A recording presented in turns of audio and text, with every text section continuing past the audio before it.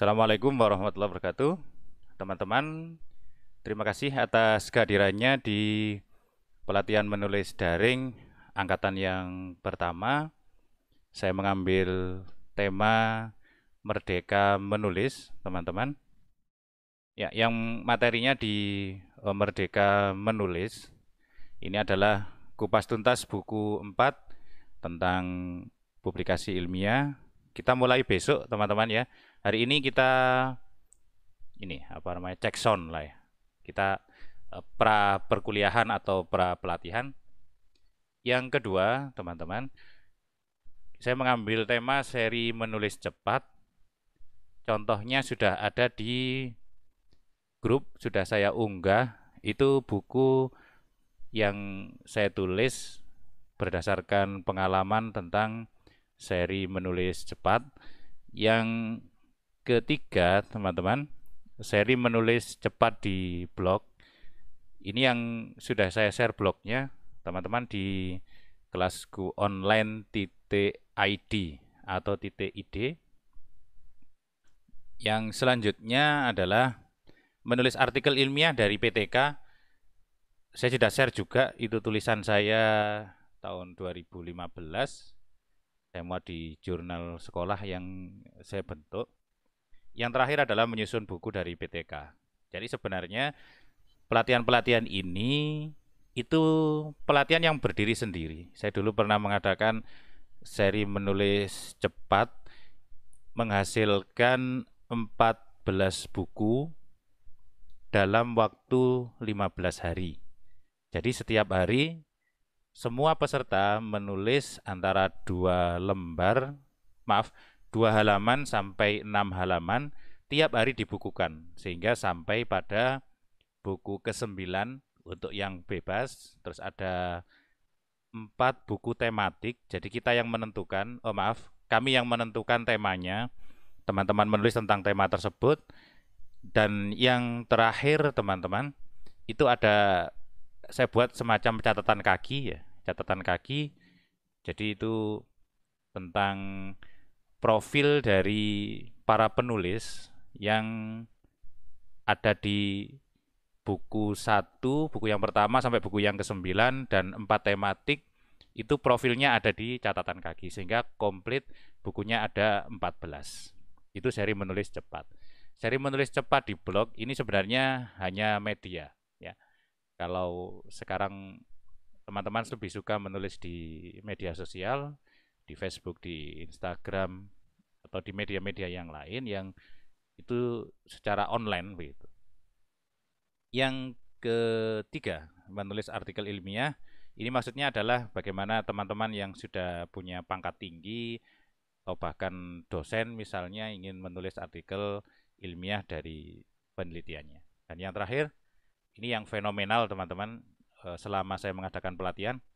Yang terakhir saya mengadakan menyusun PTK dari buku, kurang lebih ada 150 buku yang berasal dari laporan penelitian tindakan kelas diterbitkan oleh penerbit dan ber-ISBN. Itu nilainya kalau di buku 4. Kalau dimasukkan ke rubrik buku pendidikan nilainya 3. Kalau dimasukkan ke rubrik PTK di item yang pertama itu menjadi buku PTK yang dibukukan. Nilainya 4, sama dengan PTK yang diseminarkan dan disimpan di perpustakaan. Nah, itu beberapa pengantar teman-teman tentang pelatihan menulis daring angkatan yang pertama. Jadi di pra pelatihan ini yang pertama saya ingin mencoba sistem yang saya pakai di sini. Terus yang kedua saya juga ingin ngecek beberapa hal yang berhubungan dengan teknis. Takutnya nanti juga ada gangguan, tetapi itu wajar karena kita daring, teman-teman. Nah, yang pertama izinkan saya memperkenalkan diri dulu. Saya ingin berkenalan dengan teman-teman. Saya mohon izin untuk memperkenalkan diri saya. Ini adalah nama lengkap saya. Jadi ini kurikulum vitae yang biasanya saya pakai kalau saya ngisi pelatihan atau workshop atau webinar.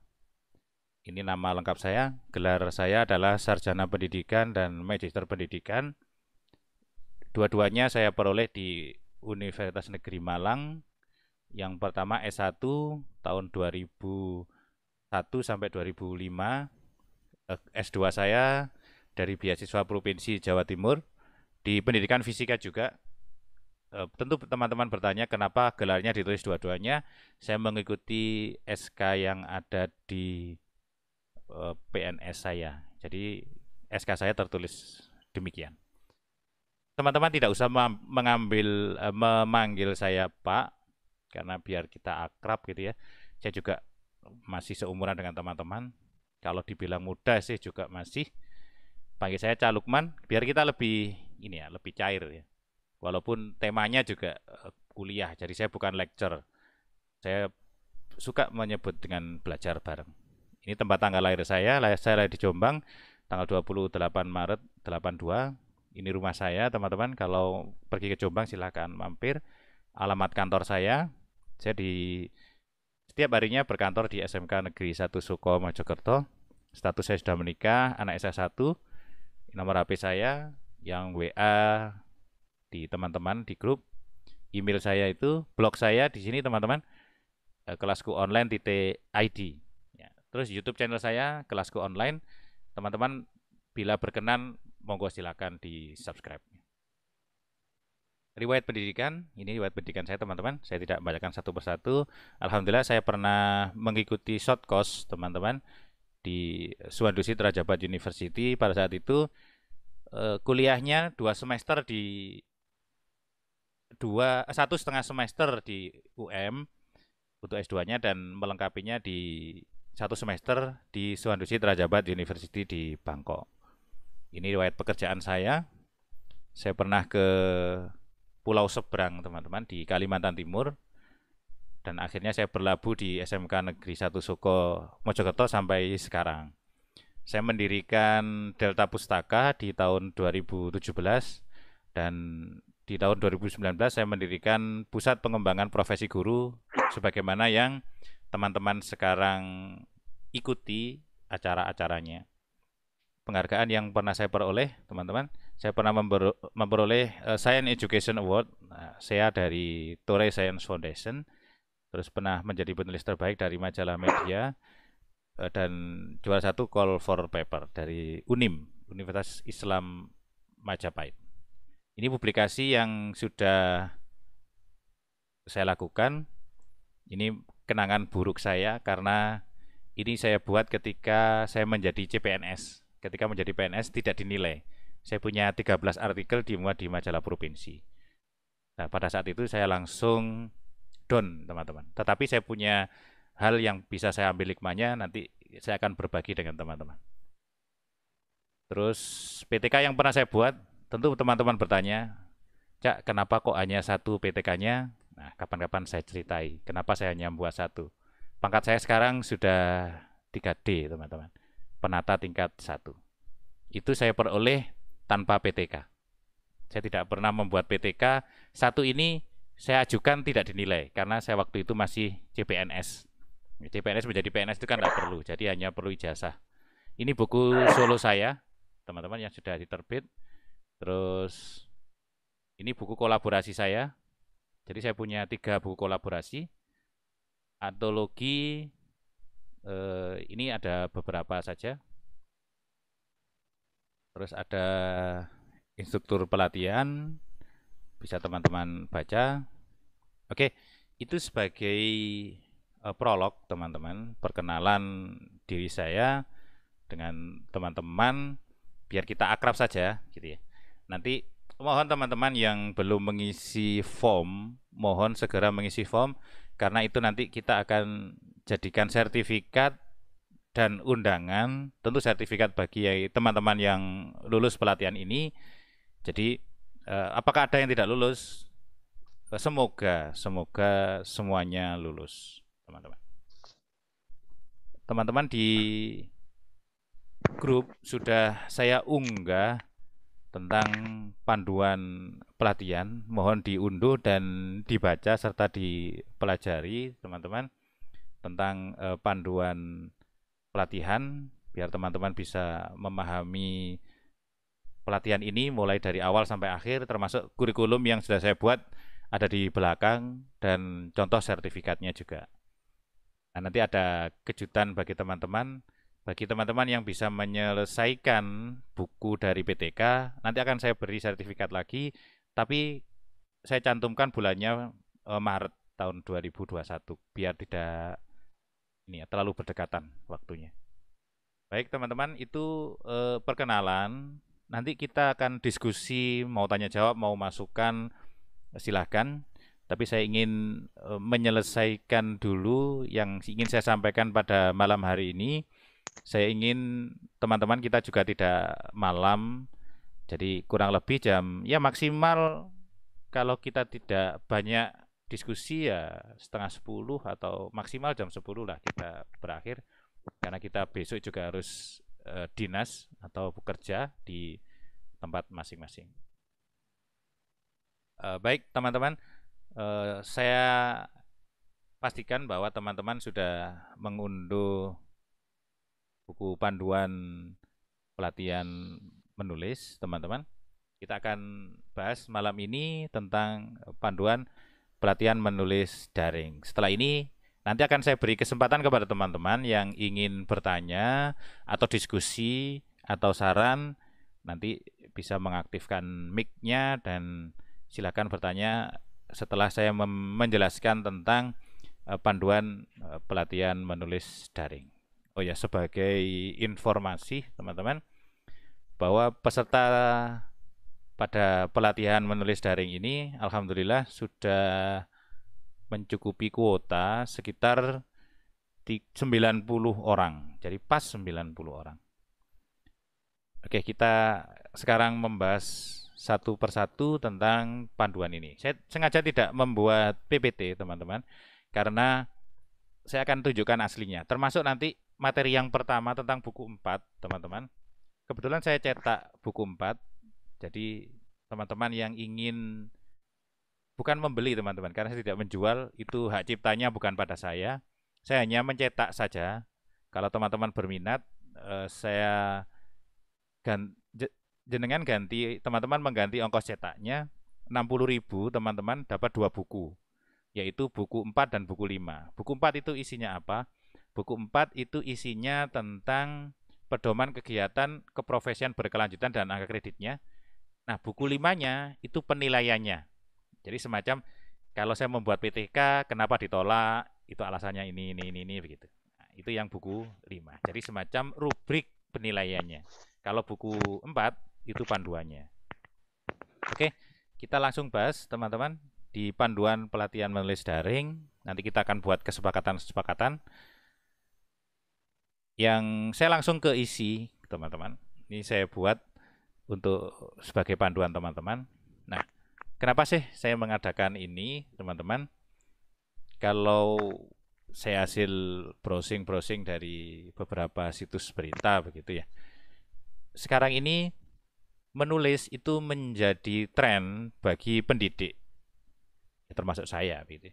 Kalau dulu kita membayangkan bahwa menulis dan menerbitkan buku itu betapa sulitnya. Kenapa?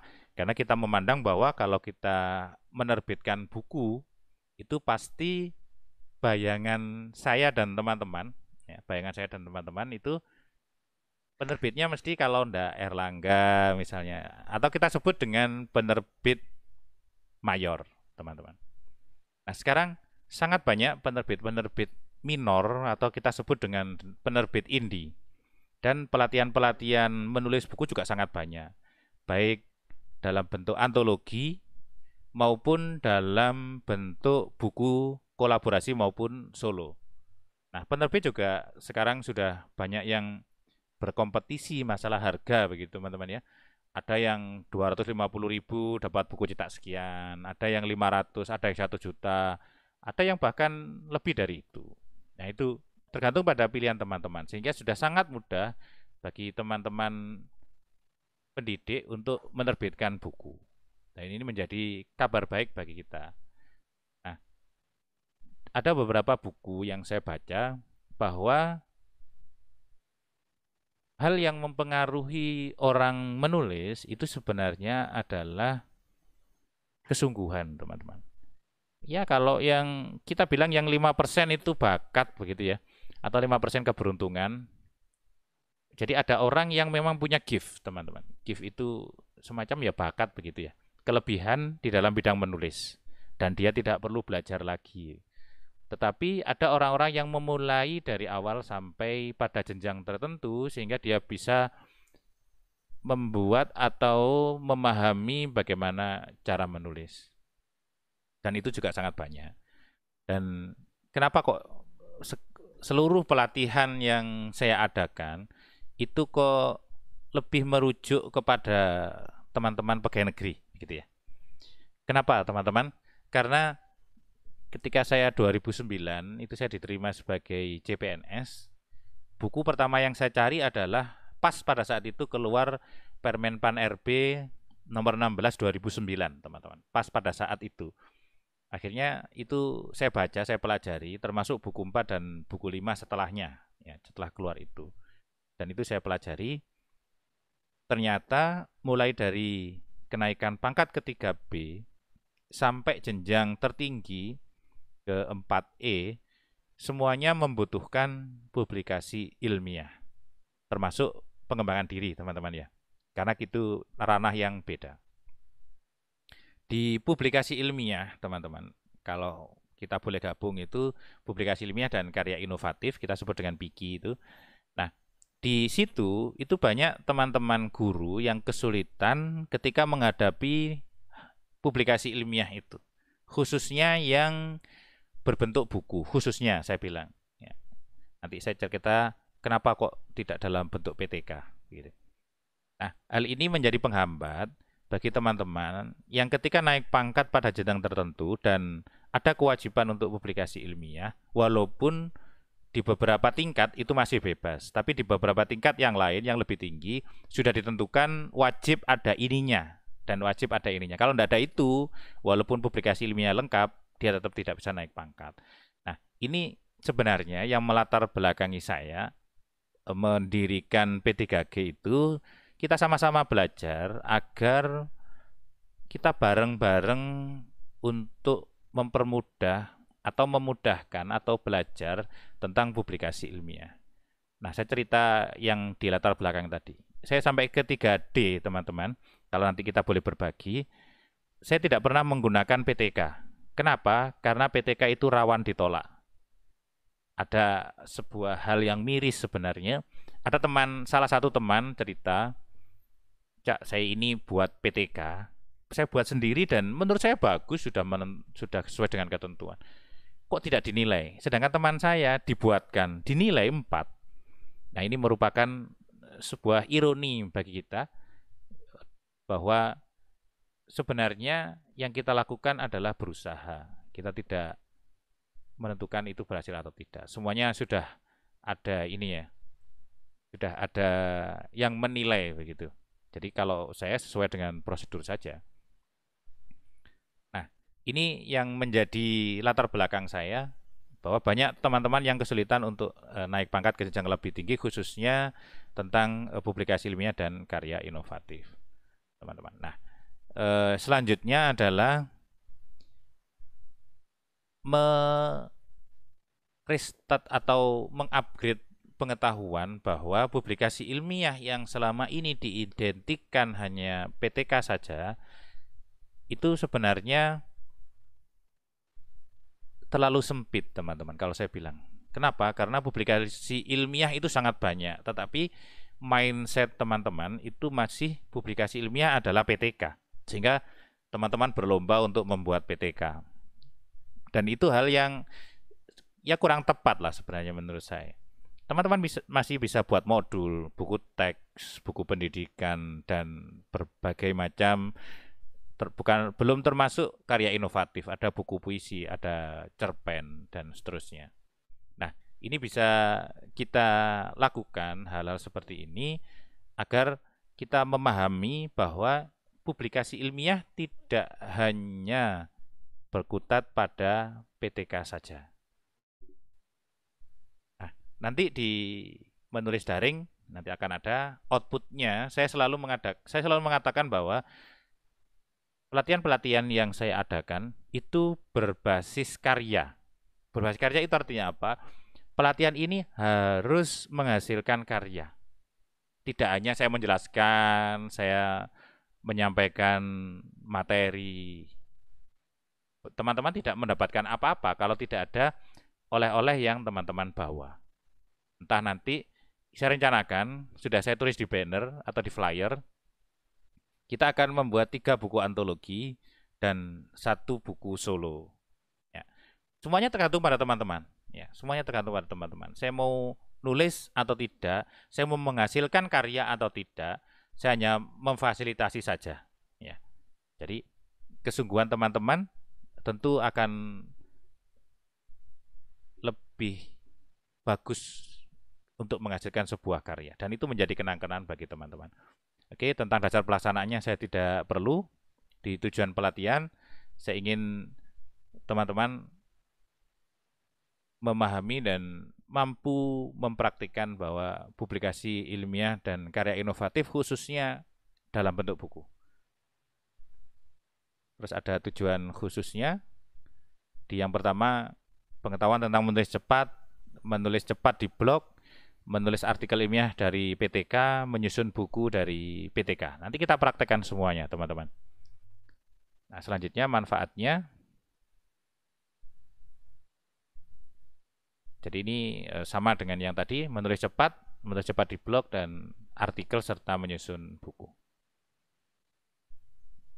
Nah, semuanya sasarannya sebenarnya kalau saya desain itu untuk teman-teman pendidik.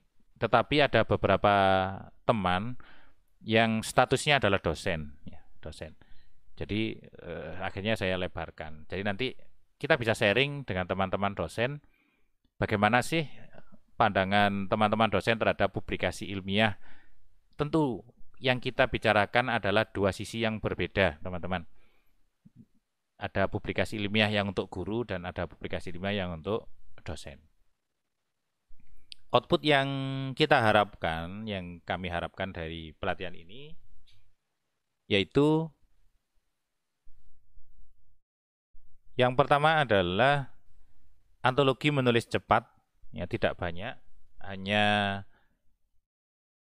kalau nanti kita sepakati teman-teman, biasanya saya memasang jumlah halamannya genap, ya genap. Jadi 2, 4, 6, maksimal 6. Jadi jangan banyak-banyak, nanti takutnya banyak teman-teman yang kesulitan untuk menuangkan ide. Terus artikel ilmiah dari laporan penelitian tindakan kelas, terus ada buku pendidikan yang diterbitkan oleh penerbit yang berasal dari laporan penelitian tindakan kelas. Di pelaksanaannya, teman-teman, penanggung jawabnya ini teman saya, terus ini ada pengarahnya, saya sendiri, dan fasilitatornya saya sendiri. Teman-teman mulai dari pertemuan pertama besok sampai pertemuan yang kelima. Dan semuanya ada tagihannya. Ini waktu dan tempat. Kita in service-nya pakai aplikasi Zoom.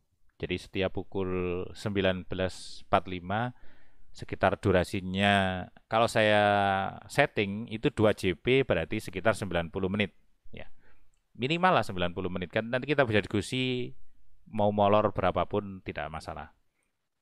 Dengan aplikasi Zoom dan metode on service-nya mandiri, jadi kita batasi sampai tanggal 19 Februari. Tetapi di sertifikat saya tulis tanggal 11 Februari sampai 15 Februari. Struktur materinya nanti ada in service, jadi dengan tatap muka, menggunakan Zoom di sini dengan daring, dan on service-nya dengan tugas mandiri. Perlengkapannya teman-teman, boleh pakai laptop, boleh pakai HP, ada internet. Ya tentu kalau internet ini sudah tidak atau bukan kendala lagi. Di tata tertib teman-teman, semuanya mematuhi peraturan yang sudah ditentukan, terus memiliki komputer jinjing, ini maksudnya laptop gitu ya. Terus ada koneksi internet yang stabil, mengikuti tatap muka melalui Zoom minimal 80%, mengerjakan seluruh tagihan di dalam pelatihan ini, dan saya tidak memaksa untuk cetak teman-teman, karena itu hal yang berbeda. Karena nanti ada biayanya kalau cetak. Kalau tugas ini tidak bisa ditawar, ya harus mengerjakan. Mengisi daftar hadir daring, terus teman-teman yang berkenan silahkan subscribe di YouTube saya di Kelasku Online dan follow Instagram di Kelasku Online. Semuanya gratis, tidak bayar. Peserta dilarang untuk mewakilkan tatap muka daring kepada orang lain dan menyuruh orang lain untuk mengerjakan tugas dalam pelatihan ini. Karena semuanya akan bermuara kepada teman-teman sendiri. Untuk biayanya teman-teman, sebagaimana yang saya tulis di flyer, itu 25.000. Kalau dulu saya tidak pernah menarik karena saya tidak pakai Zoom.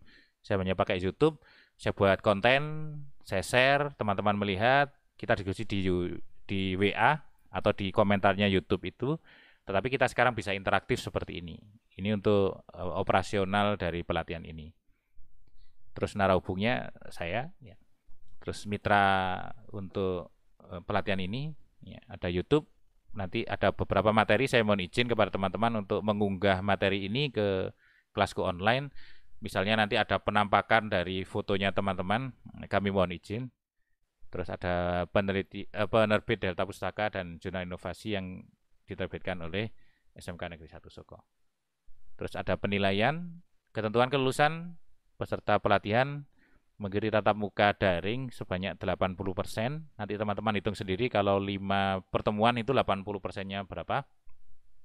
Peserta pelatihan menyelesaikan semua tugas atau tagihan dalam pelatihan menulis daring. Jangan khawatir, nanti akan saya beri template, ya. Template itu semacam panduan begitu untuk menulis. Jadi biar kita sudah sama semua, dan kalau mau dijadikan buku, saya tinggal menyatukan atau copy paste saja.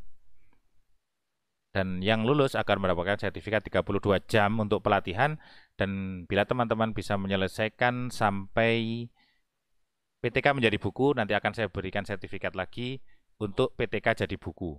Tapi saya akan cantumkan tanggalnya tanggal di bulan Maret.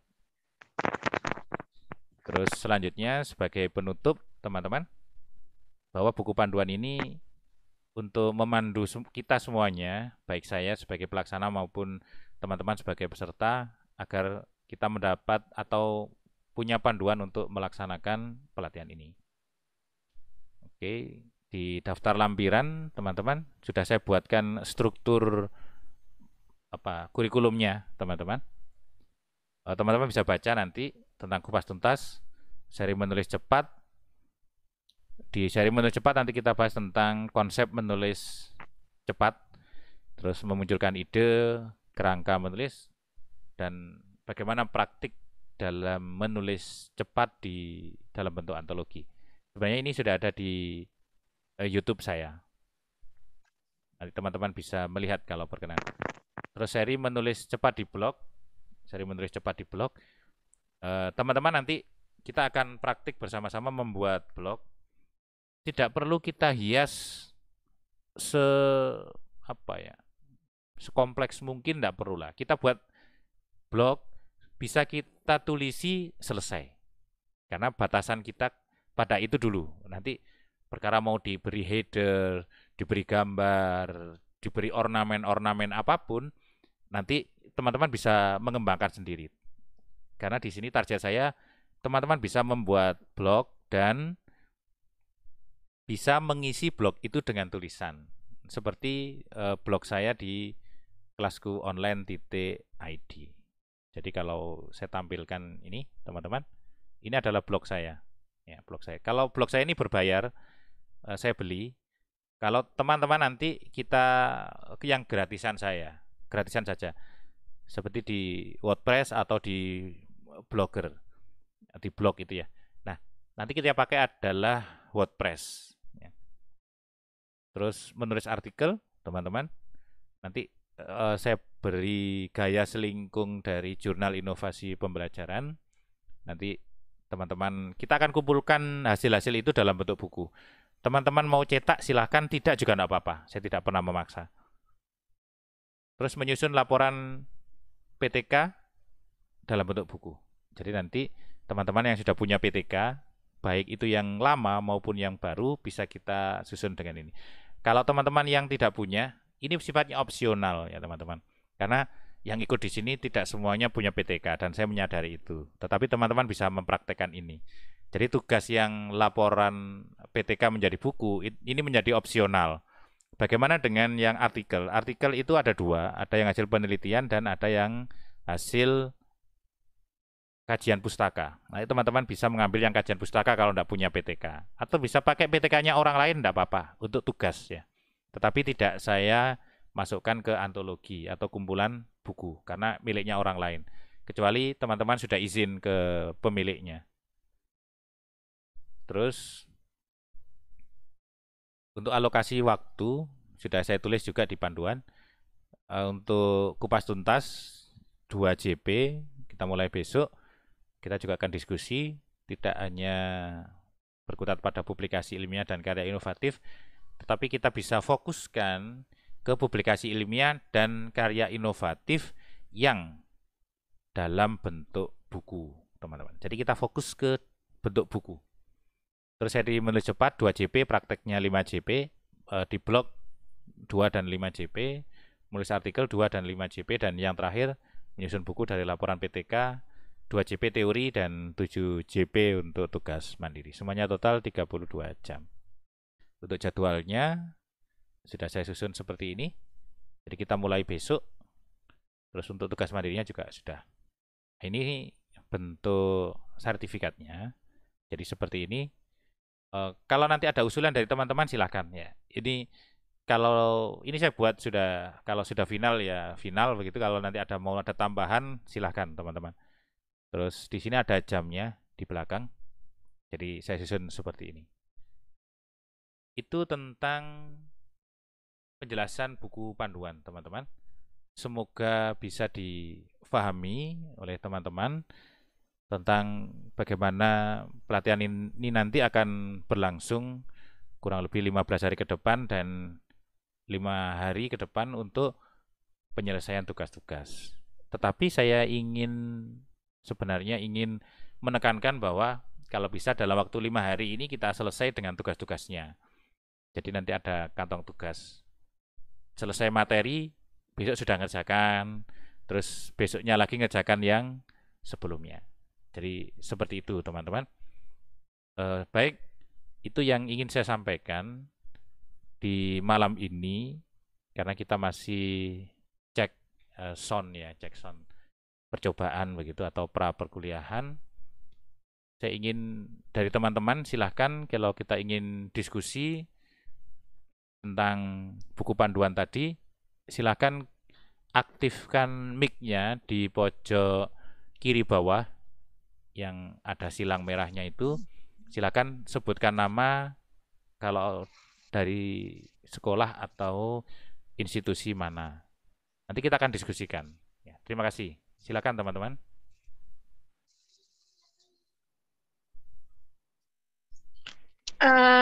Cak Lukman, saya. Iya, monggo, silakan. Assalamualaikum.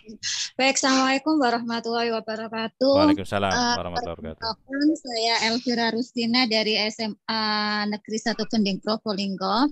Berkaitan dengan buku panduan yang sudah jenengan paparkan tadi, yaitu berkaitan dengan pembuatan blogger tadi. Itu rencananya mau pakai yang WordPress ya. Terus itu apa satu keharusan bahwa kita harus ke WordPress atau kita bisa yang pakai ke Blogger? Misalnya kalau kita sudah memiliki itu apa bisa digunakan ataukah harus yang jenengan utarakan tadi?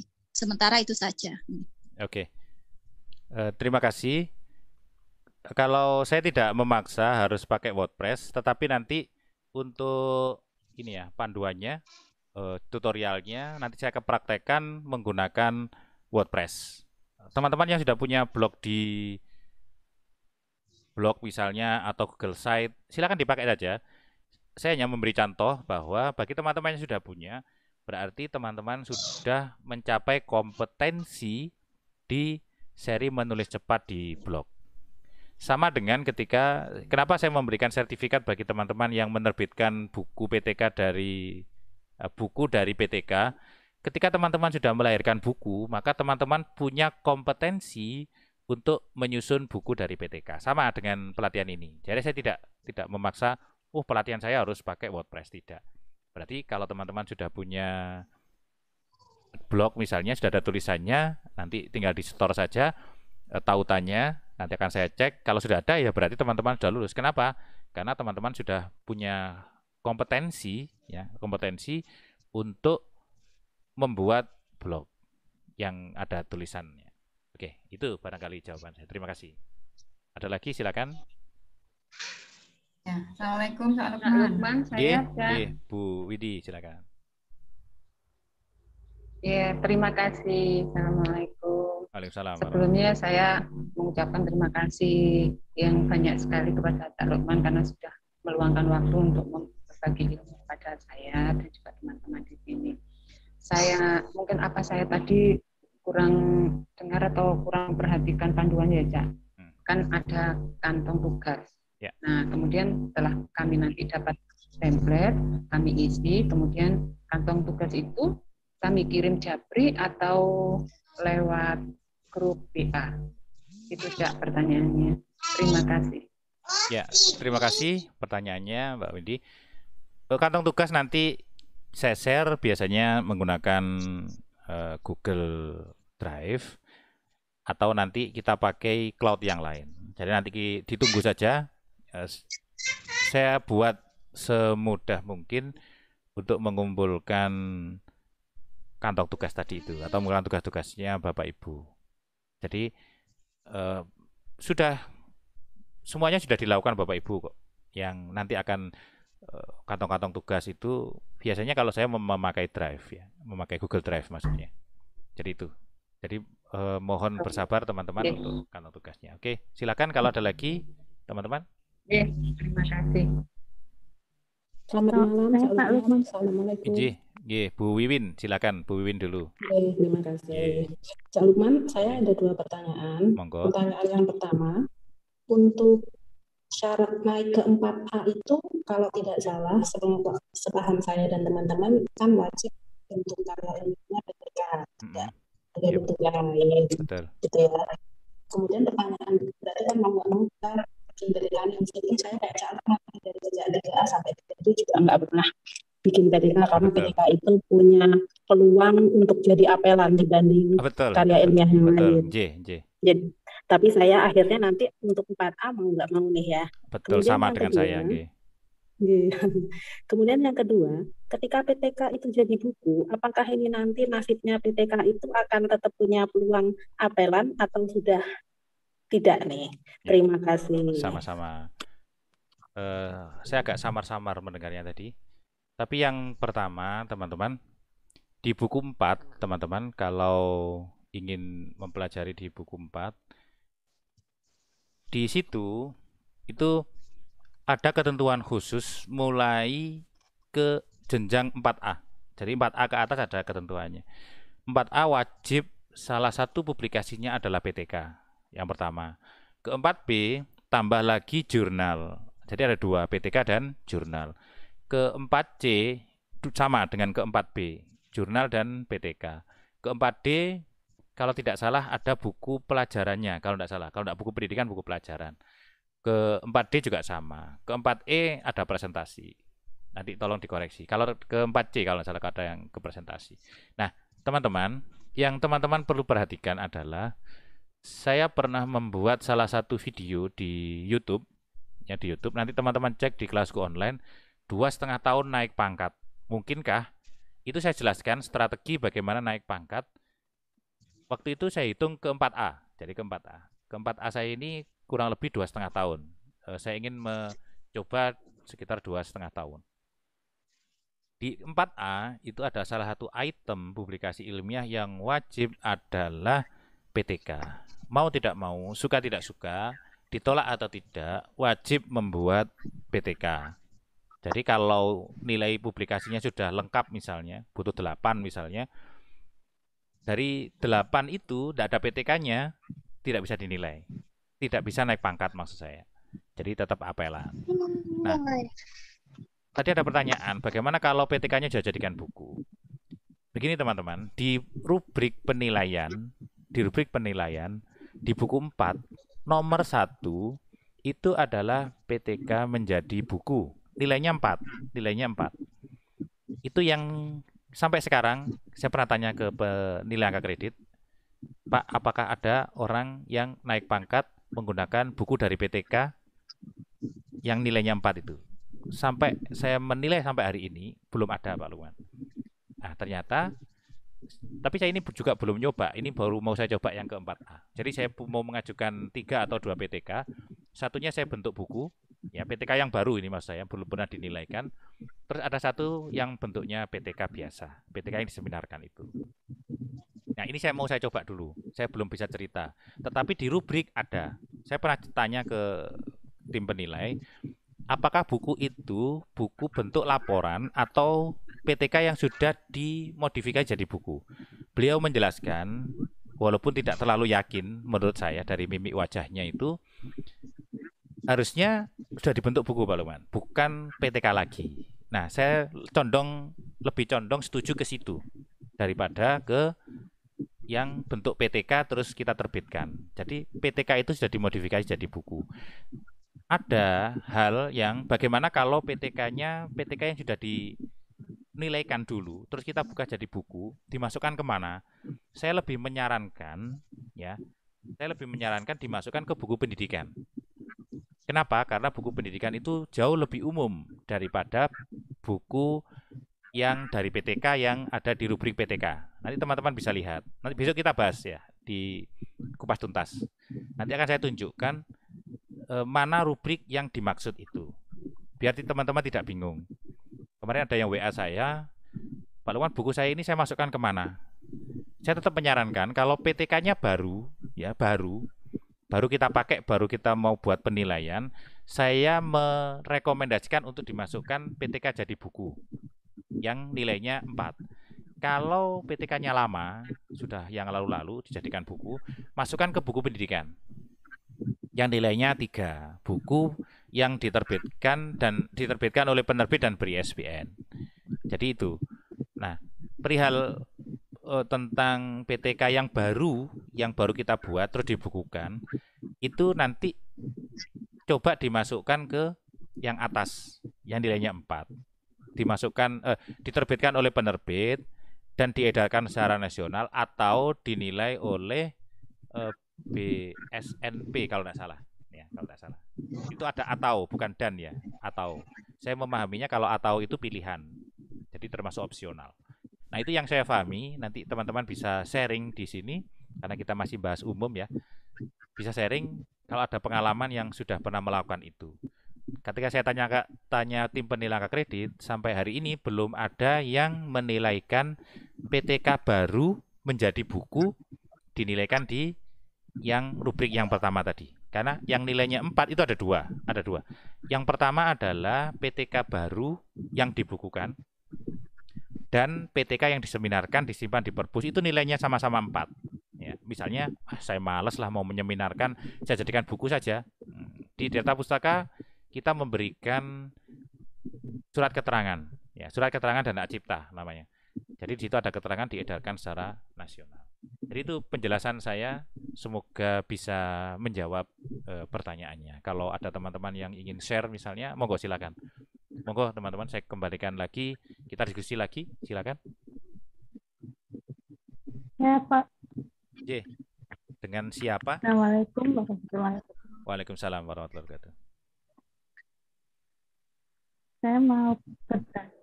Dengan mau siapa? Bertanya, Pak. G? Itu kan dengan Burini. Burini, monggo. Dari Probolinggo, Pak. G. Mau tanya, itu nanti dalam pertemuan ini atau dalam debat ini, apakah wajib, apa tugasnya itu ada 4 itu, Pak? Dari menulis blog, dari menulis tepat, terus PTK, dan satunya lagi tuh. Ya.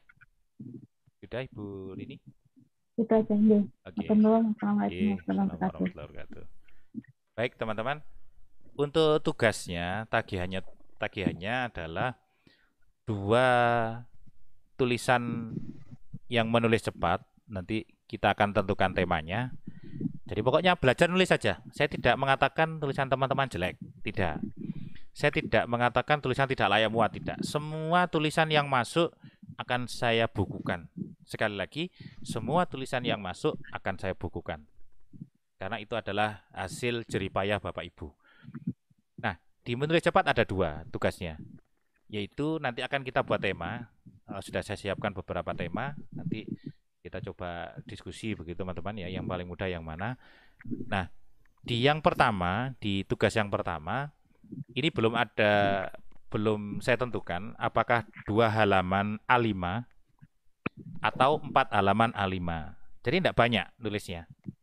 Jadi buku yang quick writing series tadi, seri menulis cepat yang pernah saya adakan, 1 orang hanya menulis 2 halaman saja. A5, bukan A4 teman-teman ya, A5. Terus nanti di tantangan berikutnya, di antologi yang kedua, di seri menulis cepat di blog, ya tagihannya, nanti teman-teman menulis, ini belum saya tentukan juga apakah 4 halaman atau 6 halaman A5. Spasinya 1,5 biar lebar-lebar gitu ya. Nah, tagihan yang ketiga itu adalah artikel ilmiah dari PTK. Artikel ilmiah dari PTK. Nanti tetap saya bukukan juga. Teman-teman tidak saya paksa untuk cetak, tidak. Tapi kalau teman-teman ingin punya portofolio, silakan. Terus untuk menyusun PTK dari buku dari PTK, ini sifatnya opsional, teman-teman. Karena kemarin, Cak, kalau saya tidak punya PTK gimana? Nah, inilah yang saya katakan bahwa yang terakhir ini bersifat opsional. Tapi yang 3 wajib. Bagaimana dengan menulis artikel kalau tidak punya PTK? Bisa berlatih menggunakan PTK-nya orang. Tapi nanti saya tolong dikasih tahu agar saya nanti tidak memasukkan ke kumpulan buku itu. Ya, kecuali teman-teman sudah izin dan namanya diganti teman penulis aslinya, tidak apa-apa. Jadi kita fleksibel saja. Yang penting teman-teman sudah izin ke penulisnya untuk dibuat latihan, dan itu tidak ada masalah. Aduh, apa? Jadi ketiga itu yang bersifat wajib dan 1 bersifat opsional. Silakan teman-teman mencermati. Kalau teman-teman lulus sampai PTK jadi buku dan cetak, di Delta Pustaka akan saya beri 1 sertifikat lagi tentang PTK menjadi buku. Jadi teman-teman dapat 2. Makanya yang terakhir itu bersifat opsional. Boleh mengerjakan, boleh tidak. Apa kalau tidak mengerjakan lulus? Ya, lulus. Itu Bu Rini. Semoga bisa menjawab pertanyaannya Bu Rini. Terima kasih. Silakan, monggo ada yang lain. Assalamualaikum, Cak. Nggih, waalaikumsalam. Saya Bu Yuli Suko Amalin dari SMK 2 Blora, Nggih. Jawa Tengah. Izin menyampaikan, Nggih. tahun lalu kami ada kegiatan bersama membuat PTK. Nggih. Kemudian baru tak nilaikan tahun ini belum keluar nilai PTK-nya. Ya. Terus saya juga pernah nulis artikel di Didaktika Provinsi Jawa Tengah. Sudah muncul, itu saya nilaikan juga. Ya. Nah, nanti kalau tugas ini kita membuat artikel, kalau saya dari yang sudah saya punyai dikumpulkan tugas ini, boleh atau tidak? Mohon arahannya. Terima kasih. Sama-sama. Oke. Bagaimana kalau ada yang sudah punya artikel, tetapi sudah dimuat di yang lain? Jadi begini teman-teman, artikel di setiap jurnal itu memiliki gaya selingkung yang berbeda-beda. Gaya selingkung itu susunan sistematika, terus banyaknya tulisan dan seterusnya, banyaknya halaman dan seterusnya, itu beda-beda di setiap jurnal. Nah, gaya selingkungnya yang kita pakai nanti, itu gaya selingkung yang jurnal yang saya terbitkan. Jadi nanti teman-teman yang sudah punya artikel bisa memodifikasi kembali atau menyesuaikan dengan menyesuaikan dengan yang sudah ada di template itu atau gaya selingkungnya, sehingga teman-teman bisa menyelesaikan tugas itu. Nah, itu tidak ada masalah bagi saya, karena saya tidak memuatnya di jurnal, tapi saya bukukan. Jadi kumpulan artikel-artikel yang berasal dari PTK. Jadi tidak saya muat di jurnal. Jadi boleh-boleh saja. Nanti tolong disesuaikan dengan jumlah halamannya. Kalau di jurnal yang saya kelola itu 6 halaman A4.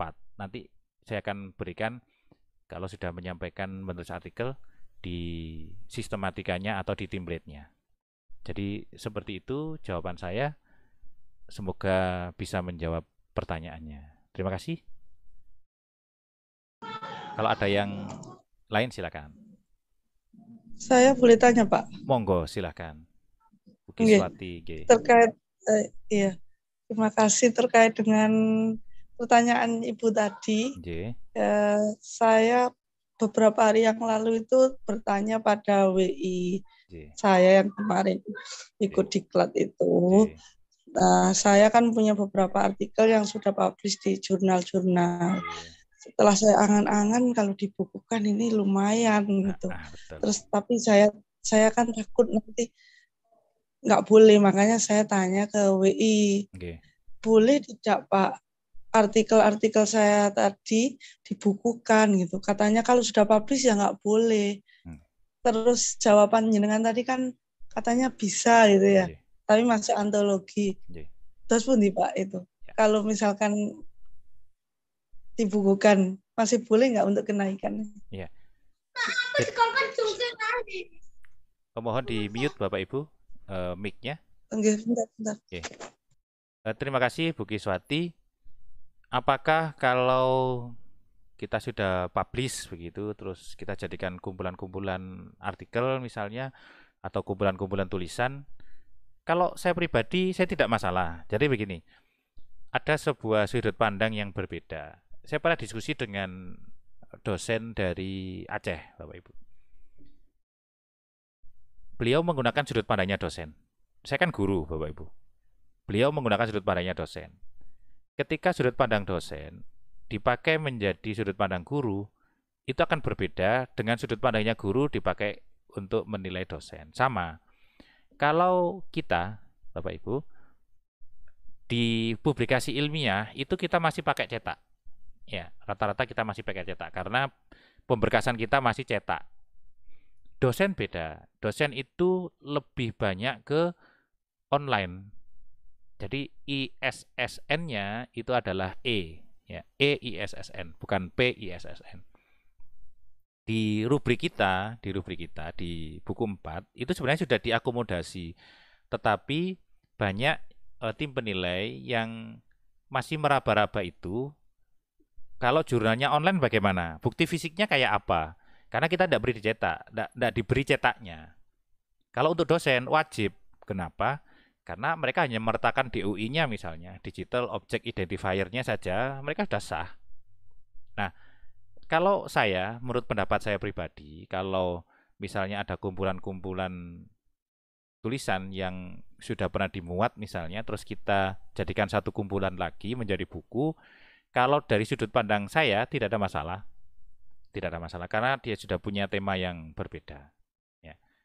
Itu kalau dari sudut pandang saya. Nanti kalau ada teman-teman yang punya pengalaman, monggo silahkan. Saya pernah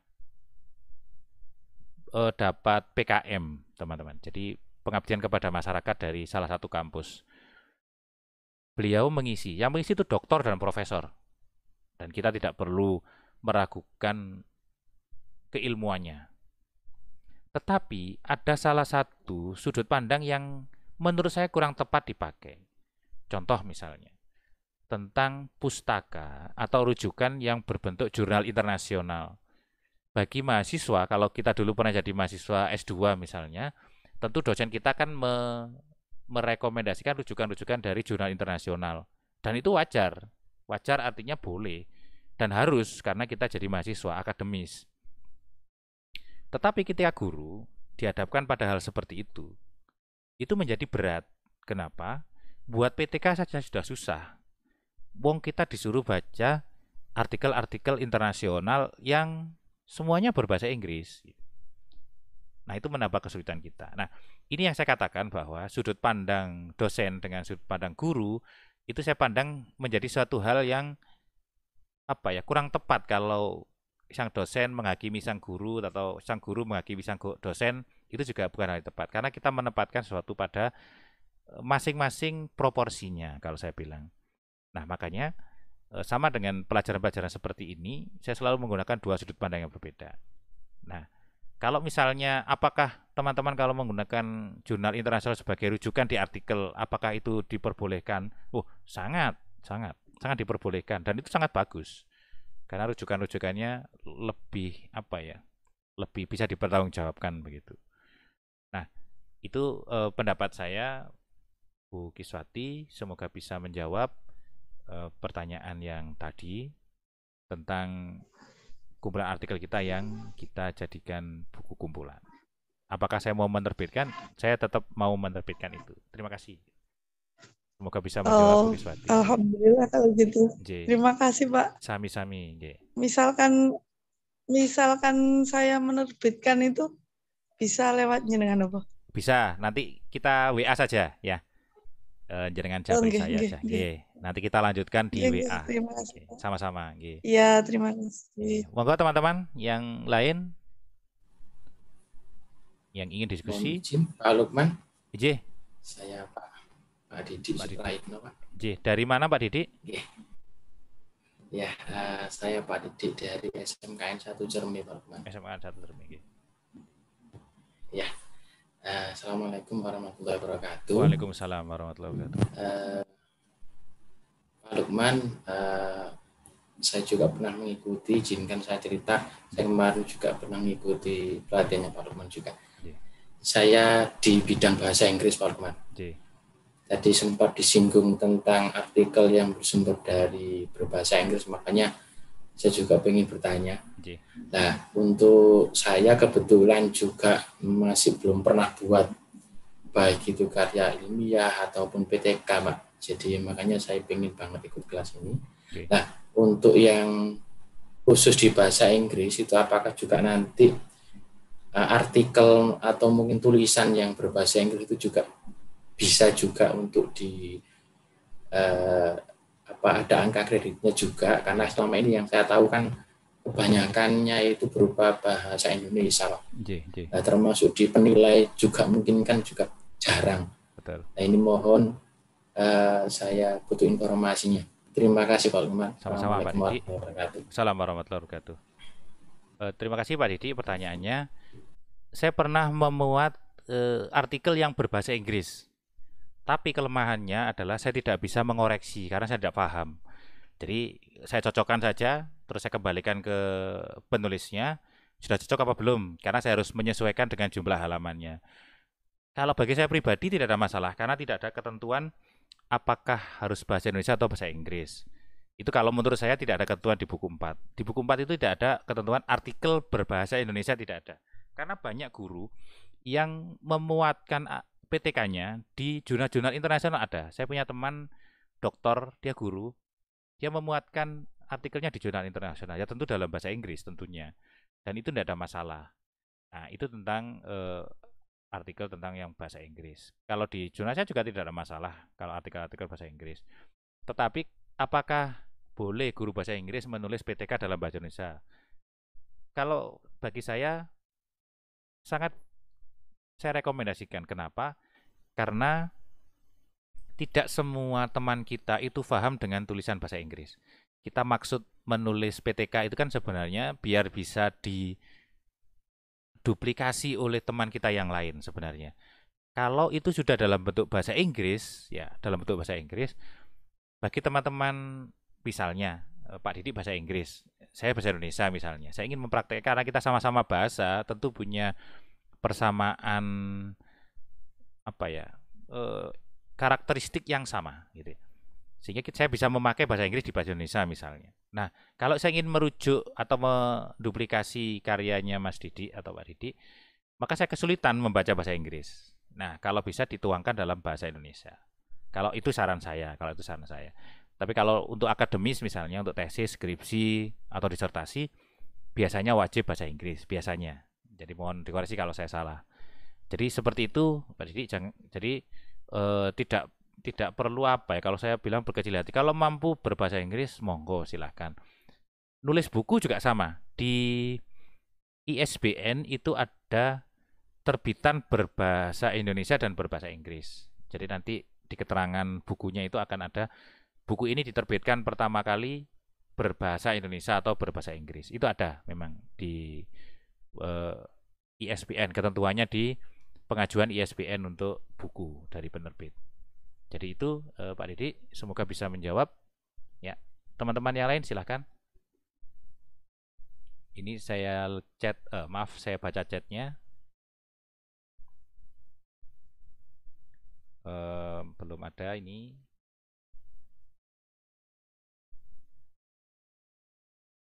Oke, belum ada.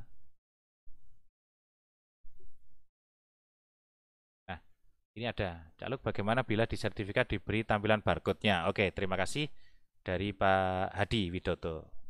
Terima kasih, nanti saya akan beri barcode. Terima kasih atas usulannya.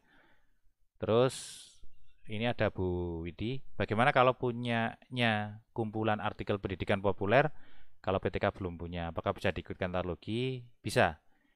Jadi teman-teman, artikel itu ada dua. Ya, artikel itu ada dua. Ada yang bentuknya adalah ini, dalam bentuk penelitian, dan ada bentuk tentang kajian teori. Ya, kajian teori itu seperti kalau kita mengumpulkan pustaka-pustaka, ya, terus kita jadikan satu artikel, itu bisa. Saya pernah diberitahu dosen, kebetulan tesis saya itu membahas tentang kreativitas, ya, tentang kreativitas. Terus di kreativitas, teman-teman, itu ada beberapa hal yang bisa dipecah-pecah, ya, bisa dipecah-pecah. Contoh misalnya, saya ingin membahas kreativitas saja dalam bentuk teori, saya masukkan jurnal itu boleh. Terus saya ingin membahas tentang waktu itu saya menggunakan scaffolding prosedural. Kalau saya nulis scaffolding prosedural saja, saya muatkan di artikel, bisa, tidak ada masalah, kata dosen saya. Jadi bisa bermacam-macam sudut pandang yang dipakai ketika kita punya artikel pendidikan dalam populer. Jadi itu. Jadi jurnal itu tidak hanya dari penelitian saja. Terus lagi ada. Saya sama sekali belum pernah membuat PTK, tapi saya ingin punya hasil PTK. Apakah jika ada waktu cukup panjang bisa diperpanjang? Nah, teman-teman, dulu saya membuat pelatihan PTK karena ada pandemi, jadi tidak bisa saya lanjutkan karena waktu itu saya desain kurikulum itu mulai dari judul sampai lampiran. Jadi teman-teman mempraktekkan itu ada. Nah, kapan-kapan kita akan adakan, pendampinginya lama memang. Dulu saya desain selama 6 bulan. Jadi itu sangat ini ya, pelan ya mendampinginya yang saya buat waktu itu. Jadi minggu ini kita membuat judul saja. Membuat judul itu satu pertemuan. Membuat latar belakang satu pertemuan. Dan seterusnya sampai menjadi PTK. Dan waktu itu sudah saya siapkan template-nya juga. Teman-teman tinggal ngisi. Nah, nanti saya agendakan untuk membuat PTK. Karena ini lama. Jadi tidak bisa langsung 1 bulan jadi. Karena termasuk teman-teman mengambil data, menganalisis, bagaimana menuliskan pembahasan, itu semuanya kita adakan di dalam pelatihan itu. Nah, itu nanti saya akan share. Di kelasku online di YouTube saya itu sudah ada sampai 13 pertemuan kalau tidak salah, sampai bab 3, dan itu terpending sampai hari ini terpending, belum saya lanjutkan. Waktu itu masuk instrumen, saya diskusi dengan teman-teman di grup, walaupun dipending saja tidak apa-apa karena kita masa pandemi. Waktu itu masih bulan awal-awal pandemi, itu sekitar bulan Juni waktu itu kalau tidak salah. Nah, itu ada di nanti kita akan agendakan, jadi jangan khawatir. Apa bedanya PTK dengan best practice? Teman-teman bisa melihat di buku 4, best practice jauh lebih ringkas daripada PTK. Best practice tanpa siklus.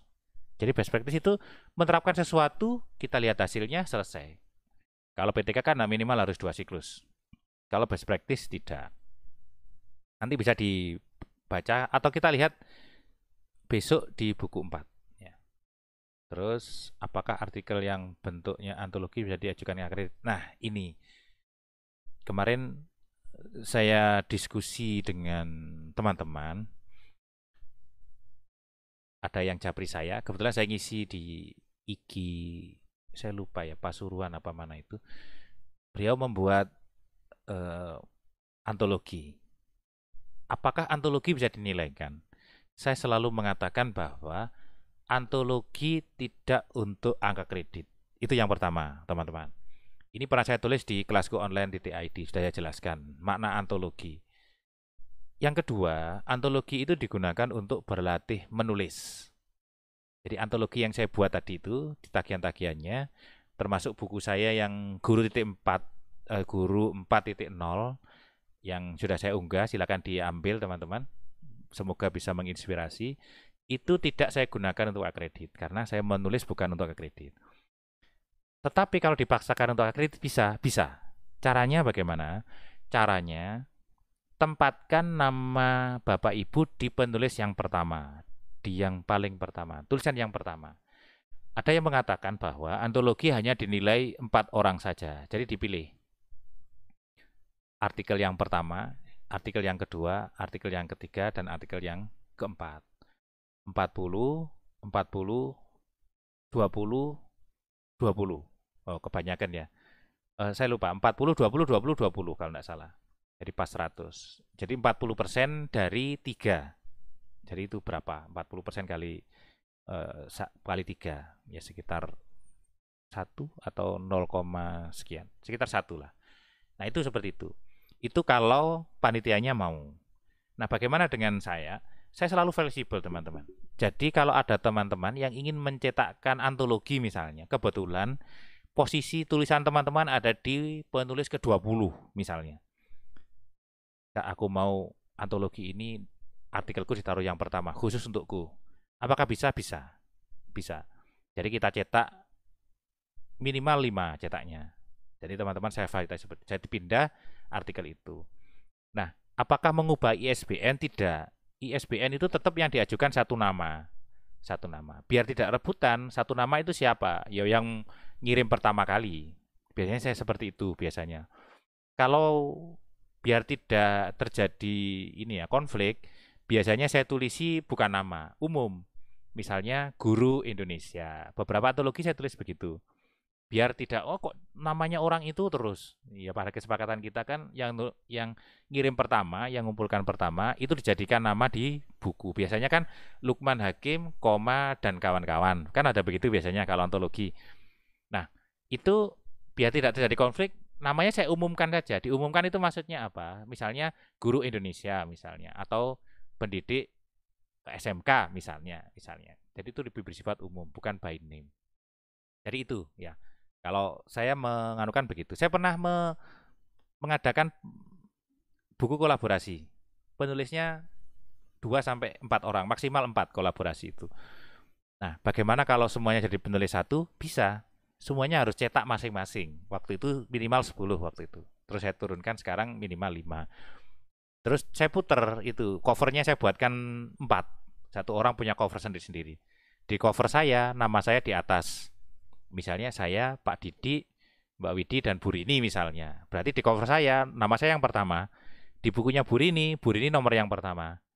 Di bukunya Pak Didi nomor yang pertama. Begitu seterusnya. Jadi nyetaknya sendiri-sendiri. Apakah di ISBN satu nama? Ya, hanya satu nama karena di ISBN. Karena ISBN itu kalau kita masukkan 4-4-nya, secara otomatis akan di-generate oleh ISBN menjadi satu nama. Langsung ditulis at all atau dan kawan-kawan. Saya mau tanya tentang PTK jadi buku. Tadi kalau tidak salah yang menjelaskan mengenai yang tidak dimasukkan ke sekolah, maka solusinya adalah menjadikan buku. Jika sudah begitu berarti kita sudah tidak. Betul. Di buku 4, di rubrik yang pertama, itu ada PTK yang dibukukan nilainya 4. Ya, syaratnya adalah diedarkan nasional atau dinilai oleh BSNP. Itu syaratnya. Jadi ada lanjutannya, jangan diputus. Nah, makanya ketika PTK jadi buku, saya kasih surat keterangan bahwa buku ini diedarkan secara nasional, termasuk hak ciptanya. Nah itu, jadi PTK itu nilai 4-nya ada 2. Ada yang diseminarkan, ada yang dibukukan. Ya. Terus apa syaratnya? Harus ada diseminarkan? Tidak. Ya, yang sudah jadi buku tidak perlu diseminarkan. Ini saya lagi mumpung ada Zoom ini ya, saya punya Zoom ini, ya mumpung belum habis gitu ya masanya. Saya mau mendesain bagi teman-teman yang ingin naik pangkat dan punya PTK baru, kita akan buat kelas khusus untuk menyeminarkan PTK. Nah, itu nanti ditunggu teman-teman. Jadi nanti yang teman-teman yang seperti saya mau naik ke 4A atau yang punya PTK di pangkat-pangkat yang masih 3C, 3B misalnya, mau menyeminarkan, nanti kita akan buat itu. minimal 30 orang minimal ya. Biar kita bisa looping. Nanti artikelnya kita bukukan ya. Ini saya mau tanya untuk antologi yang dibuat secara pribadi bukan kumpulan orang lain, apakah harus ada tutoran minimal berapa halaman? Nah, begini teman-teman. Saya menentukan ada buku yang layak dinilai, ada buku yang layak terbit. Saya selalu membedakan seperti itu. Contoh teman-teman, kalau teman-teman mempelajari buku 4 itu ada karya inovatif bentuknya cerpen dan puisi. Puisi misalnya 20 judul ya, 20 judul itu sudah dinilai sederhana. Sederhana. Kalau tidak salah nilainya 2, kalau tidak salah. Nanti coba teman-teman dicek, saya agak lupa. Yang kompleks itu 40 judul puisi. Nah, kalau itu sudah layak dinilai, tetapi belum layak terbit. Kenapa? Karena terlalu tipis. Teman-teman kalau punya buku di rumah, kalau nata buku di rak, itu kan yang kelihatan kan punggungnya teman-teman ya, punggung buku yang samping itu ya, itu namanya punggung. Nah, kalau terlalu tipis, punggung bukunya tidak ada tulisannya, kan jadinya jelek.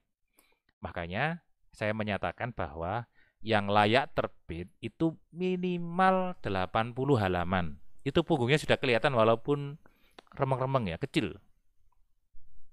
Idealnya adalah 100 halaman. Kalau puisi misalnya 1 halaman 1 puisi, berarti ada 100 puisi. Maksudnya adalah ya biar tampilannya bagus lah. Mosok buku kok tipis-tipis banget gitu kan, nggak enak dilihat. Orang lihat bukumu kok tipis 40 halaman gitu ya. Nah, jadi saya ingin melihat itu saja sebenarnya. Apakah boleh menerbitkan 40 halaman? Boleh, tidak ada masalah. Ya tapi itu tadi. Ya tapi tadi. Oke. Di sini sudah habis pertanyaannya dari Bu Sari yang terakhir. Setuju Cak untuk membuat ajang seminar. Oke, kita nanti agendakan. Mumpung ada Zoom ya. Jadi kita manfaatkan Zoom ini. Ya ini kan hasil urunan teman-teman. Kita beli, kita pakai bareng-bareng gitu ya. Jadi 25.000 itu untuk langganan Zoom gitu ya. Oke, itu teman-teman. Monggo kalau ada yang lain yang ingin menyampaikan tentang pertanyaan atau hal-hal yang lain, monggo silakan. Kita diskusi. Ini sudah jam berapa ya ini ya teman-teman ya? Nanti Zoom-nya sekitar 2,5 jam. Monggo silakan kalau ada yang ingin berdiskusi lagi. Kak Lukman. Nggih, monggo memperkenalkan diri atau bisa diaktifkan videonya biar masuk YouTube saya nanti. Jadi terkenal. Yang berkaitan dengan backtesis tadi itu kalau di buku 4 itu di bagian mana nggih? Kok saya tidak menemukan apa yang saya bacanya kurang kurang teliti. Terus kemudian kalau di SKP nggih, jenengan kan SKP. Pernah buatkan SKP itu ya? Betul. Kan kalau di SKP itu kan hanya makalah yang ada kalau saya lihat kan hanya makalah, kemudian sama artikel sama PTK. Kalau begitu nanti best practice itu dimasukkan di mana? Oke. Sebentar mohon izin saya ambil buku saya dulu. Nggih.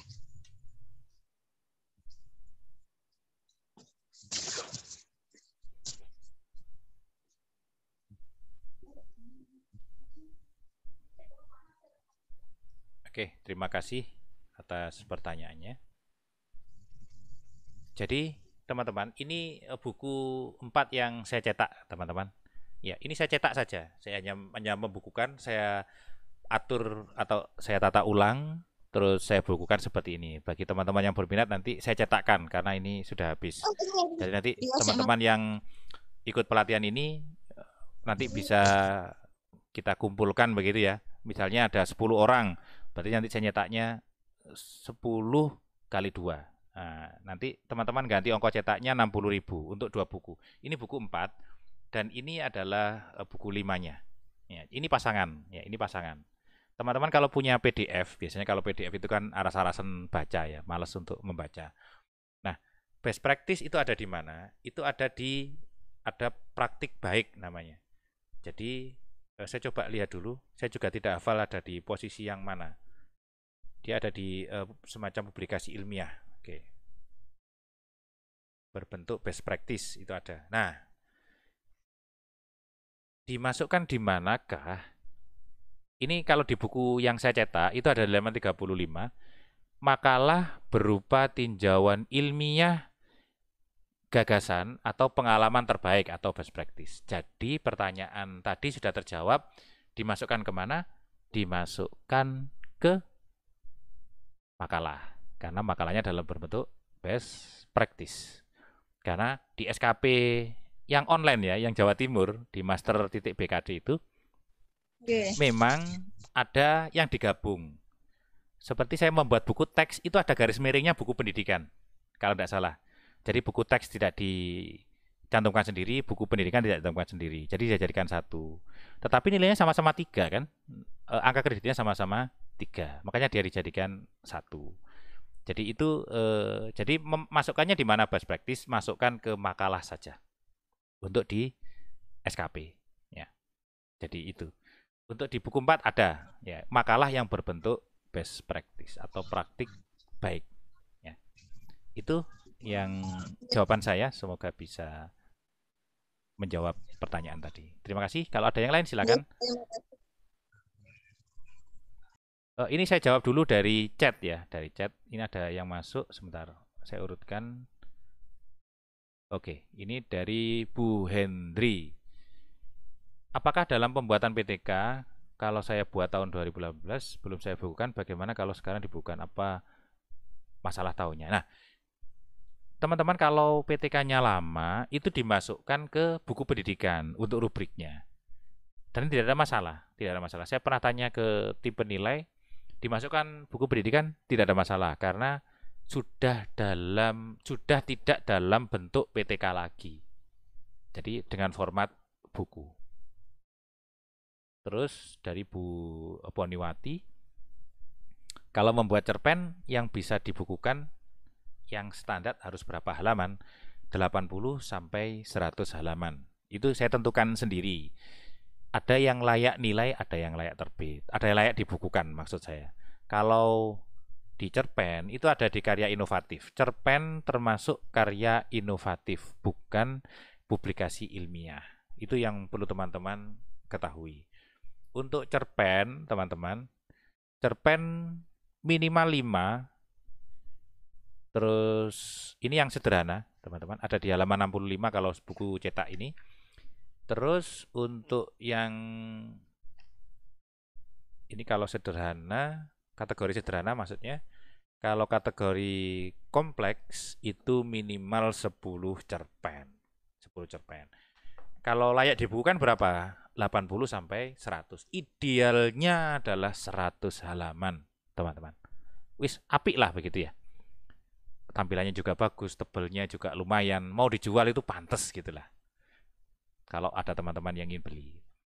Terus kalau membuat cerpen, oh sudah. Berkaitan dengan artikel, saya kadang masih rancu antara artikel ilmiah dengan artikel yang biasa tidak dipublikasikan, berarti tidak beri ISN. Oke. Artikel di buku 4 itu ketentuannya adalah ber-ISSN kalau mau dinilai. Ada jenjangnya ya, ada jenjangnya macam-macam, Ada yang jenjang provinsi, ada yang nasional, ada yang tingkat sekolah. Itu tergantung pada jenis jurnalnya. Nah itu kalau bisa yang beri SSN, kalau bisa. Kan percuma kalau yang tidak beri SSN. Bahkan majalah sekolah itu bisa kalau sudah beri SSN. Saya pernah mengurus majalah yang beri SSN, majalah sekolah yang beri SSN. Kalau biografi masuk apa nggih dari Bu Elvira? Saya belum menemukan biografi itu masuk mana. Kalau ketentuannya di buku 4 tidak ada. Nah, apakah buku saya, buku Guru 4.0 itu masuk buku pendidikan? Bisa ya, bisa tidak. Bisa dinilai, bisa tidak. Kenapa? Karena itu bisa dimasukkan ke buku pendidikan. Nah, lebih aman Bu Elvira, mau dimasukkan kemana? Kalau terpaksa mau dimasukkan, masukkan ke buku pendidikan. Ya, masukkan ke buku pendidikan. Namanya nyoba itu kan tidak bayar ya. Jadi kalau dinilai alhamdulillah, kalau enggak juga enggak apa-apa. Namanya kita coba. Gitu. Itu Bu Elvira, pertanyaan yang sudah masuk di chat. Ya. Monggo silakan teman-teman yang lain yang mau ada didiskusikan silakan, berbagi pengalaman juga silakan, monggo. Silakan teman-teman. Mau cerita-cerita tentang pengalaman angka kreditnya, monggo silakan.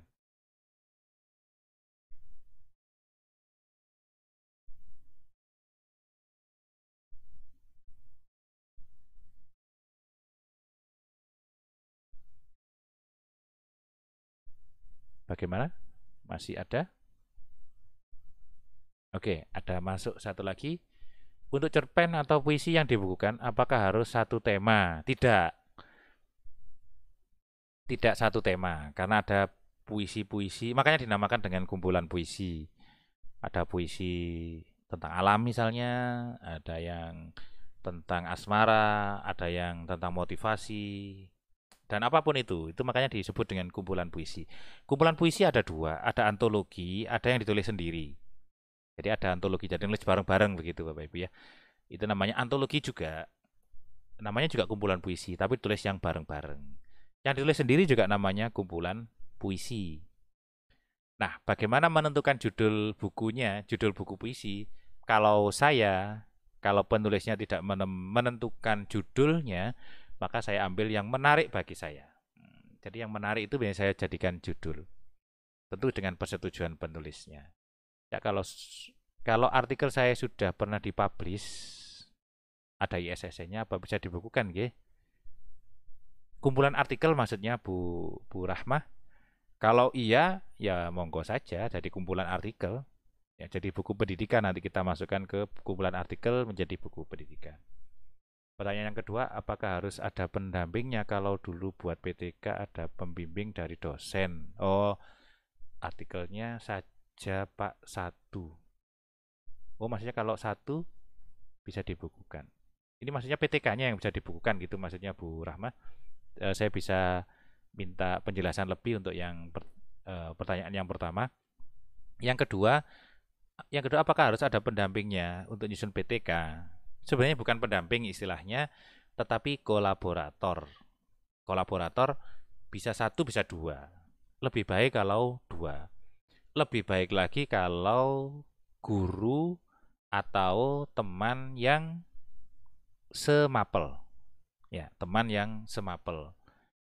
Kenapa? Karena teman-teman yang semapel itu tahu karakteristik dari mata pelajaran yang kita ajar. Contoh misalnya, saya guru fisika, saya diamati oleh guru fisika, maka guru fisika itu tahu, Pak Lukman tadi ngajarnya ininya kurang begini, materinya kurang begini. Nah, kan bisa ingatkan. Apakah tidak boleh kolaborator guru yang lain? Boleh, tidak ada masalah. Guru lintas mapel juga tidak apa-apa. Karena kolaborator itu mengamati hal-hal yang bersifat umum. Oh, tadi motivasinya ketinggalan. Penyampaian tujuannya belum ada. Nah, seperti itu. Jadi namanya kolaborator. Apakah bersifat wajib? Lebih baik ada. Karena apa? PTK itu biasanya kita praktikkan sendiri, kita nilai sendiri, kita analisis sendiri. Nah, fungsi dari kolaborator adalah untuk membantu kita dalam mengamati. Karena tidak semua siswa kita bisa amati. Ya. Nah, yang dibuka maksudnya tadi artikelnya. Loh, kalau artikel jadinya dikit Bu Elvira. Bu Rahma. Nah, kalau artikelnya banyak itu bisa. Ya, bisa. Terus kalau hanya 1 berarti bukunya tipis loh. Ya. Tapi kalau dari PTK-nya bisa. Dari PTK-nya bisa. Jadi tadi PTK diartikelkan, nah PTK-nya tadi terus dibukukan gitu maksudnya. Kalau maksudnya seperti itu tidak ada masalah. Oke, ada yang lain silahkan teman-teman. Kalau ada pertanyaan lagi atau ada yang mau diskusikan silahkan. Kita batasi sampai 21.30 ya teman-teman ya. Kita masih punya waktu 13 menit. Monggo kalau ada yang masih perlu kita diskusikan silakan. Ini ada Bu Niken. Apa betul ada aturan bahwa kalau membuat PTK harus ada kolaborator? Tadi saya jelaskan, saya pernah di beberapa teman, lantas gimana nanti kalau poin nilainya, karena kan sama saja seolah-olah yang bikin PTK bukan perorangan. Oh ya, begini. Kolaborator itu fungsinya bukan sebagai peneliti. Penelitian tetap kita. Beda dengan kalau kita membuat tesis, itu namanya pembimbing, bukan kolaborator. Pembimbing tidak masuk ke kelas kita. Bukan masuk ke kelas kita. Tetapi di sana membimbing biasanya kalau skripsi atau tesis atau disertasi kita artikelkan, pasti kita membawa nama dosen pembimbing. Jadi kita membawa nama dosen pembimbing yang ada di bawah itu. Penulis satunya tetap kita, ya. Penulis satunya tetap kita. Nah, penulis yang lain itu dari dosen. Ya, biasanya seperti itu. Terus untuk kolaborator tidak mengambil nilai kita, tidak mengambil nilai. Jadi dia sebagai partner penelitian. Ya, kalau nanti kita dimintai bantuan, kita bantu untuk membuat PTK terhadap kolaborator kita. Jadi gitulah, kita sharing. Kita bisa mengambil hal-hal yang penting di hal yang kita amati di kelas teman kita yang sedang melaksanakan penelitian tadi. Jadi itu fungsinya. Kolaborator tidak mengambil poin dan mereka tidak sebagai co-research. Jadi tidak sebagai teman peneliti, bukan. Bukan, nanti tidak kita masukkan namanya, tidak dimasukkan namanya ke penelitian bersama, tidak. Dia sebagai kolaborator. Terus Bu Retno, apakah boleh beberapa cerpen tergabung dalam beberapa buku antologi cerpen yang dipublikasikan penerbit BISBN, kita bukukan ulang khusus untuk karya kita dengan cover dan judul yang baru? Boleh, kalau saya boleh, dan itu tidak masalah. Misalnya saya menulis antologi di buku A, B, C, D, E, F gitu ya. Saya ambili semuanya, saya bukan lagi, saya publikasikan lagi, nanti dengan judul yang berbeda. Bu Elvira, untuk best practice apakah harus dalam hal mengajar? Ya, kalau di luar mengajar namanya adalah PTS, bukan ranah kita, ranahnya kepala sekolah dan pengawas. Apakah boleh misalnya kita punya karya terbaik dalam menggerakkan literasi sekolah jadikan best practice? Literasi sekolah biasanya bagi kepala sekolah biasanya. Jadi itu sudah masuk ranah best practice untuk kepala sekolah atau pengawas. Itu dari pemahaman saya selama ini, ya. Kalau guru ya berhubungan dengan pembelajaran. Tapi monggo kalau ada teman-teman yang lain yang pernah mencoba menilaikan best practice tadi yang di luar pembelajaran. Nah, itu nanti bisa kita jadikan referensi. Oke. Ada yang lain yang mau didiskusikan silakan. Di chat sudah habis. Belum ada yang masuk lagi maksudnya. Apakah penerbit kumpulan cerpen harus sama dengan penerbit antologi? Boleh berbeda, boleh sama. Saya masih punya satu pertanyaan, satu komik ya. Tolong dibuka dan masuknya kemana? Komik dimasukkan ke karya inovatif kalau nggak salah. Nanti coba dilihat karya inovatif tentang komik ada. Saya tadi sekilas melihat tentang komik. Komik ada di karya inovatif. Monggo nanti bisa dibaca untuk data ya, termasuk buku cerita bergambar. Ada di angka kreditnya karya seni, ya di karya seni. Oke.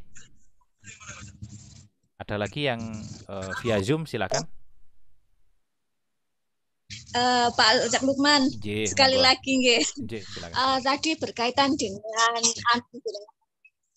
apa itu tadi untuk kita, misalnya sudah diterbitkan dan ber-IS secara antologi di berbagai buku yang diterbitkan. Katanya jenengan kan tadi diambil yang satu kan boleh kan? Ya. Halo. Bu Elvira. Nggih. Dilanjutkan, bisa dilanjutkan. Berkaitan dengan itu tadi, nggih, apakah ini tidak menyalahi aturan untuk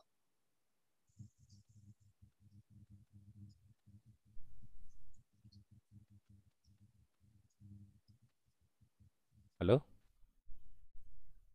Bu Elvira bisa diketik aja kalau ada gangguan jaringannya. Nggih. Bu Rahma ngetik lagi ini, maaf apa bisa diulang, saya belum paham tentang best practice dan PTK. Jadi begini, yang pertama dari sistematika beda. Ya, kalau PTK bentuknya siklus, kalau best practice tanpa siklus. PTK bentuknya lebih apa ya, lebih detail daripada best practice. Best practice itu begini, misalnya saya punya mind map misalnya ya, mind map. Itu saya terapkan saja di kelas dengan rata-rata dan nilainya dan seterusnya tanpa siklus. Itu langsung diterapkan, dibuat laporan dalam bentuk best practice. Nanti Bu Rahma bisa membuka buku 4, bisa dibaca penjelasannya tentang best practice dan PTK. Jadi bisa dibaca di buku 4. Bu Elvira sudah bisa?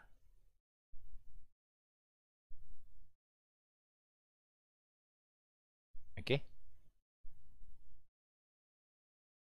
Monggo teman-teman. Ada waktu 6 menit lagi. Kita akhiri jam 21.30, teman-teman.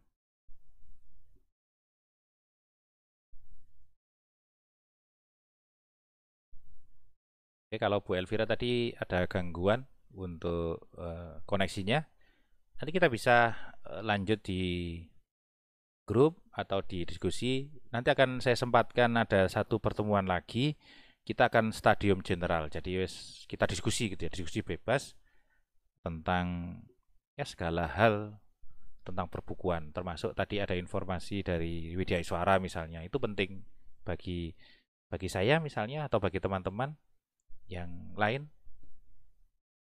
Ini ada Bu Elvira sebentar.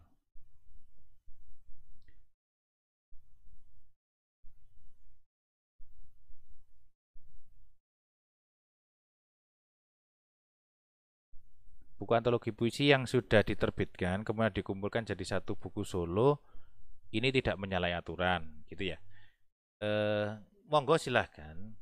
Kalau saya pribadi begini, itu kan tulisan kita, bukan tulisannya orang. Jadi misalnya begini, saya pernah misalnya ini, saya tidak pernah nulis puisi soalnya. Misalnya saya nulis puisi di 20 antologi misalnya. Nah puisinya saya ambili, saya jadikan satu buku lagi. Itu kan tulisan saya, bukan tulisan orang. Saya bukan lagi dengan judul yang berbeda. Bagi saya tidak ada masalah. Tapi kalau Bu Elvira tidak yakin, ya jangan dilaksanakan. Ya, jangan dilaksanakan. Kalau misalnya keyakinan Bu Elvira tidak boleh, Pak Lukman, ya tidak apa-apa, monggo silakan. Kalau bagi saya tidak ada masalah. Terus, oke, sudah tidak ada. Bu Niken Soli mungkin gara-gara masalah jaringan. Oke, teman-teman. Sudah jam 21.26. Ya, masih 4 menit lagi. Kalau misalnya ada yang mau didiskusikan silakan. Monggo. Jadi kita bisa diskusi lagi.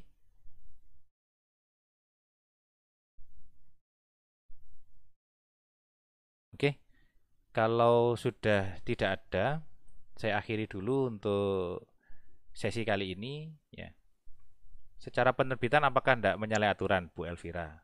Kalau saya tidak, kalau saya pribadi tidak masalah untuk diterbitkan kembali dalam buku kumpulan puisi yang ditulis sendiri gitu ya. Tidak ada masalah. Seperti kumpulan-kumpulan artikel saya, itu ingin saya bukukan dulu, tetapi belum sempat untuk ngatur ulang atau melayout. Ini dari Mas Wando, ini saya kenal dari teman seberang kita. Belajar daring kira-kira judul PTK-nya ya, Cak? Kira-kira judul PTK-nya ya, Cak? Maksudnya gimana ini Mas Wando? Oh, belajar daring kira-kira judul. Oh, ini saya harus tahu lengkap ini apa namanya? Treatmentnya apa? Terus yang mau ditingkatkan apa? Nanti baru saya bisa membuatkan judul. Gitu Mas Wando ya, bisa japri ke saya. Terus dengan PBM modal daring ini apa artinya tidak bisa membuat PTK? Bisa. Atau hanya berupa best practice. Dua-duanya bisa. Misalnya saya kemarin punya ini ya, konsep untuk membuat PTK tentang pembelajaran daring. Misalnya pembelajaran berbasis modul yang terintegrasi dengan YouTube. Saya pernah, bagi teman-teman barangkali pernah mengikuti pelatihan itu, yang modul terintegrasi dengan YouTube, itu bisa teman-teman praktekkan di masa seperti ini. Jadi dia terkoneksi dengan YouTube. Bisa jadikan PTK? Bisa. Jadi buat modul, materinya yang berbeda, dengan modul yang sama, maksudnya modul integrasi YouTube-nya sama, nanti bisa dipakai di materi A dan materi B. Itu bisa dipakai, dan tidak masalah. Tidak harus ketemu di dalam tatap muka. Kalau teman-teman ada yang tatap muka, lebih enak lagi. Gitu. Puisi itu ada 40 judul bahasa Indonesia, kemudian di bahasa Inggris, apa bisa dijadikan buku? Jika ada 40 bahasa Indonesia dan bahasa Inggris, jadikan total 8. Boleh, tidak ada masalah. Untuk pengajuan ISBN-nya, nanti kita akan tulis berbahasa Inggris dan berbahasa Indonesia. Itu Bu Andam, Bu Hidayah. Oke. Ada lagi, sebentar, sekarang sudah 21.29. Maaf teman-teman. Dan terima kasih atas beberapa pendapat, diskusi, dan beberapa pertanyaan yang sudah masuk. Semoga apa yang saya sampaikan bisa dipahami dan berbeda pendapat tidak ada masalah. Saya tidak setuju dengan Cak Lukman, tidak ada masalah gitu ya. Artinya ada kasus yang memang per kasus, teman-teman. Saya di provinsi ini PTK saya tidak dinilai. Teman saya di provinsi yang lain dinilai. Ya itu masalah subjektivitas saja. Tapi yang penting tetap kita pada prosedur yang sudah ditentukan. Ya. Dengan pelatihan seperti ini kita bisa menulis buku yang memang buku kita, tidak menjahitkan atau dibuatkan orang lain. Oke, semoga pertemuan kita kali ini bisa membawa tambahan pengetahuan bagi teman-teman. Kita berjumpa lagi besok di Kupas Tuntas buku 4 tentang publikasi ilmiah. Saya tunggu teman-teman di Zoom, bisa saya bagi untuk tautannya. Kita akan diskusi di sana ya. Teman-teman yang punya pendapat berbeda, hal-hal yang baru saya lebih suka disampaikan biar teman-teman yang lain juga mendapatkan pencerahan dari kasus-kasus itu. Terima kasih. Semoga bermanfaat pertemuan kita kali ini. Saya akhiri, mohon maaf bila saya ada kesalahan, salah-salah kata, atau ada ucapan yang kurang berkenan di hati teman-teman. Saya mohon maaf. Terima kasih. Assalamualaikum warahmatullahi wabarakatuh.